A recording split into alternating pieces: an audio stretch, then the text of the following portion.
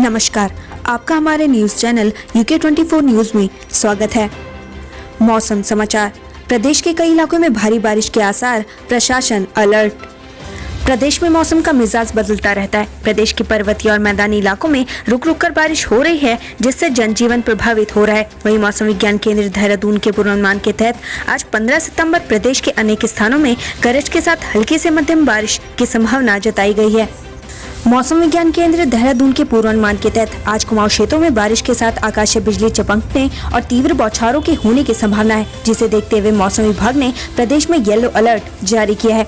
ऐसे में देहरादून समेत प्रदेश के अन्य जनपदों में भी आज गरज के साथ कहीं कहीं हल्की से मध्यम बारिश दर्ज की जा सकती है। प्रदेश में आज अधिकतम तापमान 32 डिग्री सेल्सियस और न्यूनतम तापमान 23 डिग्री सेल्सियस रहेगा। अब बात करते हैं डीजल पेट्रोल के दामों की।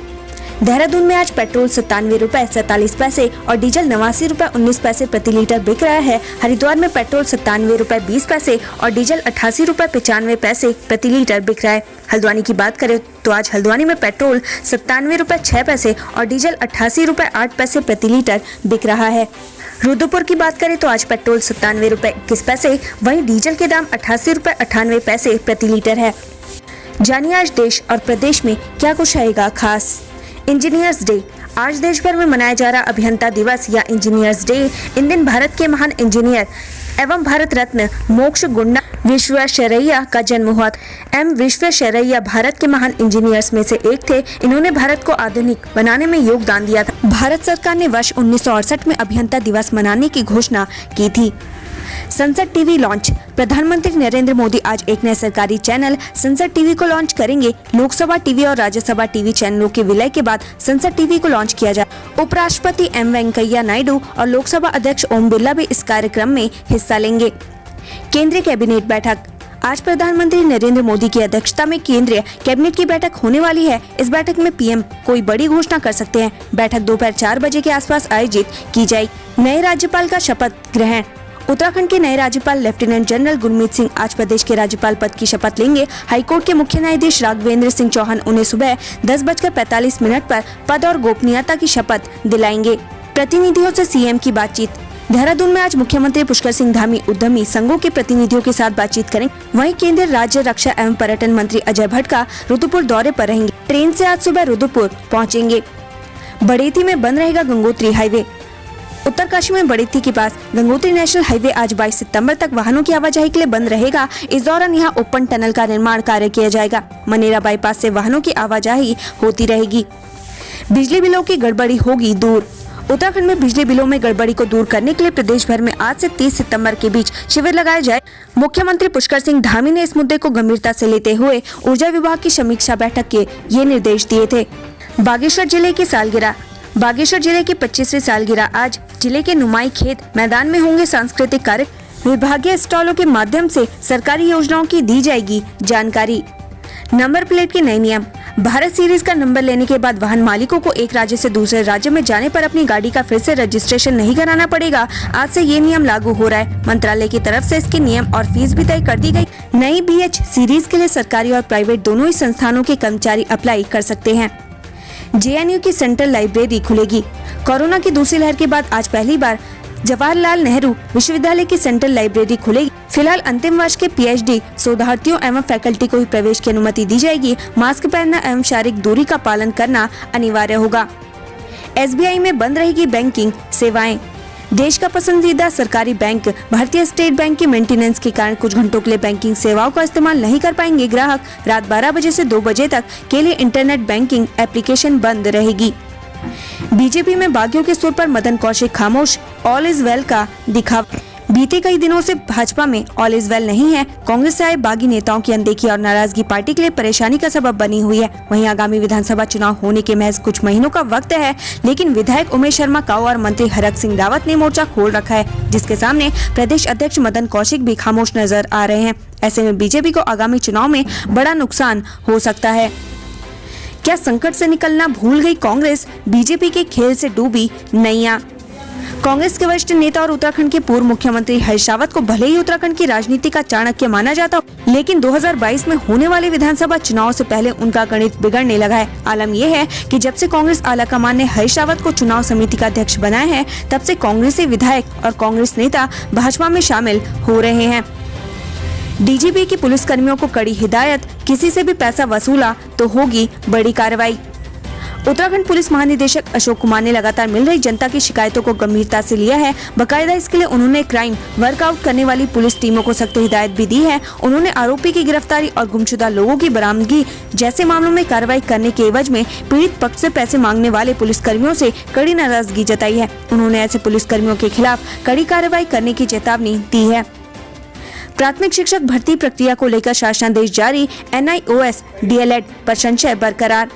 शिक्षा मंत्री अरविंद पांडे ने बीते दिनों प्राथमिक शिक्षक भर्ती प्रक्रिया को इसी माह के अंत तक पूर्ण करने की बात कही थी, जिसके तहत आज शिक्षा सचिव राधिका झा ने प्राथमिक शिक्षकों के पदों पर भर्ती प्रक्रिया जल्द पूर्ण करने का आदेश जारी किया। गौरतलब है कि उत्तराखंड के प्राथमिक स्कूलों में 2600 से ज्यादा प्राथमिक शिक्षकों के पदों पर भर्ती का मामला लंबे समय तक कोर्ट में था। दरअसल केंद्र सरकार सरकारी स्कूलों में प्राथमिक शिक्षक बनने के लिए उन प्राइवेट स्कूलों के शिक्षकों को भी योग्य मानती है जिन्होंने NIOS से 18 माह का DLED प्रशिक्षण प्राप्त किया हुआ है और TET पास है। लेकिन राज्य सरकार ने साफ कर दिया है कि NIOS से 18 माह का DLED प्रशिक्षण प्राप्त करने वाले प्राइवेट स्कूलों के शिक्षक को सरकारी स्कूलों में शिक्षक बनने का मौका नहीं दिया जाएगा। ऐसे में यह मामला लंबे समय तक कोर्ट में रहा, जिसके बाद बीते 1 सितम्बर को उच्च न्यायालय नैनीताल ने इस मामले से स्टे हटा दिया। शिक्षा सचिव राधिका झा ने जो आदेश जारी किया गया है, उसमें प्राथमिक शिक्षक भर्ती की प्रक्रिया को जल्द पूर्ण करने की बात कही गई है, लेकिन NIOS से 18 माह का DLED प्रशिक्षण प्राप्त करने वाले निजी स्कूलों के शिक्षकों को मौका दिया जाएगा या नहीं, इस पर स्थिति साफ नहीं की गई है। वीकेंड पर मसूरी आने का है प्लान, तो पढ़ ले खबर, दिखानी होगी 72 घंटे पहले की कोविड नेगेटिव रिपोर्ट। उत्तराखंड में कोविड-19 के नए मामलों को रोकने के लिए देहरादून में कोविड कर्फ्यू 21 सितंबर सुबह 6 बजे तक बढ़ा दिया गया है। हालांकि देहरादून प्रशासन ने मसूरी घूमने आने वाले पर्यटकों को राहत दी है। देहरादून DM R राजेश कुमार के मुताबिक पर्यटकों को केवल वीकेंड पर मसूरी जाने की अनुमति दे दी गई है। हालांकि मसूरी आने के लिए 72 घंटे पहले की कोविड-19 नेगेटिव रिपोर्ट दिखानी अनिवार्य होगी। ढैंचा बीज घोटाला, हरीश रावत बोले त्रिवेंद्र नहीं, मेरी सरकार गिराने वालों को जाना था जेल। उत्तराखंड की सियासत में इन दिनों ढैंचा बीज घोटाले का मामला चल रहा है। कैबिनेट मंत्री हरक सिंह रावत के बयान के बाद ही उत्तराखंड की सियासत में हलचल मची हुई है। वहीं अब कैबिनेट मंत्री हरक सिंह रावत के बयान पर पूर्व CM हरीश रावत ने प्रतिक्रिया दी है। उन्होंने कहा कि हरक सिंह रावत का आरोप बेबुनियाद है। उनकी सरकार गिराने वालों पर भी गिरफ्तारी की तलवार लटकी थी। ग्रामीणों ने दी चुनाव बहिष्कार की चेतावनी, राजस्व गाँव घोषित करने की मांग। उत्तराखंड में विधानसभा चुनाव 2022 में कुछ ही समय शेष बचा हुआ है। ऐसे में ग्रामीण अपनी कई मांगों को लेकर सामने आए हैं। उनका कहना है कि अगर उनकी मांगें पूरी नहीं होती तो वे वोट नहीं डालेंगे।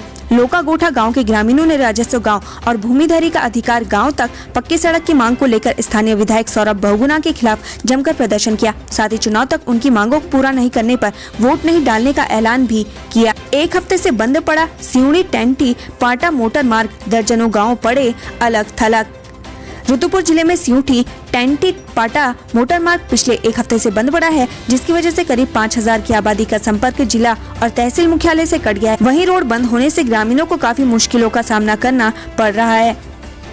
हल्द्वानी में बीजेपी जिलाध्यक्ष के घर में ब्लास्ट, पूरा इलाका दहला, खिड़की दरवाजे गेट ध्वस्त। नैनीताल बीजेपी के जिलाध्यक्ष प्रदीप बिष्ट के घर पर मंगलवार देर रात को जोरदार धमाका हुआ। धमाका इतना भीषण था कि इससे पूरा इलाका दहल गया। प्रदीप बिष्ट का घर हीरानगर हल्द्वानी। धमाका रात को 12:30 पर हुआ। धमाका इतना जोरदार था कि प्रदीप बिष्ट के घर का मुख्य गेट, दरवाजे और खिड़कियां तक ध्वस्त हो गई थी। ब्लास्ट के कारणों का पता नहीं। निरीक्षण करने के बाद डीएम ने बताया कि घर के अंदर धमाका किन कारणों से हुआ, इनका अभी तक कुछ पता नहीं चल सका है, लेकिन यह पूरा धमाका रहस्यमय है। इसके बारे में कुछ भी कहना जल्दबाजी होगी। फॉरेंसिक और BDS की टीम मौके पर जांच करने में जुटी है। वहीं घटना से जुड़े कुछ इनपुट्स इकट्ठा कर रही है। रिपोर्ट आने के बाद ही कुछ कहा जा सकता है। कन्या गुरुकुल महाविद्यालय की 2 नाबालिग छात्र लापता, पुलिस खंगाल रही CCTV फुटेज।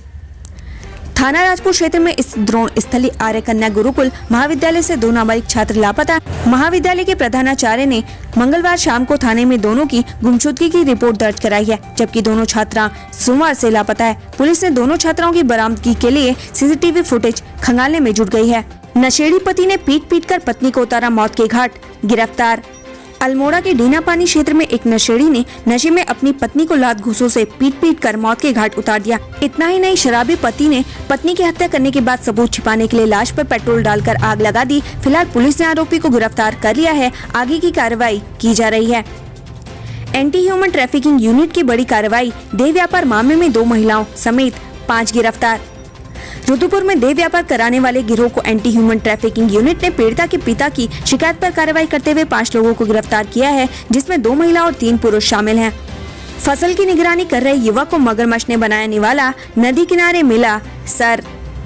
खटीमा कोतवाली क्षेत्र के रघुलिया गांव में एक खौफनाक मामला सामने आया है, जहां खेत की रखवाली करने गए एक युवक को मगरमच्छ ने अपना निवाला बना लिया। मृतक सुखदेव बेहद गरीब और अपनी बूढ़ी मां का इकलौता सहारा था। इस घटना के बाद ग्रामीण दहशत में हैं।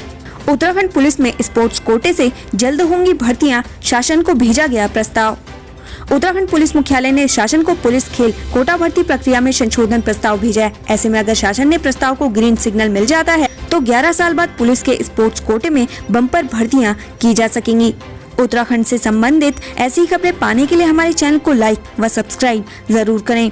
धन्यवाद।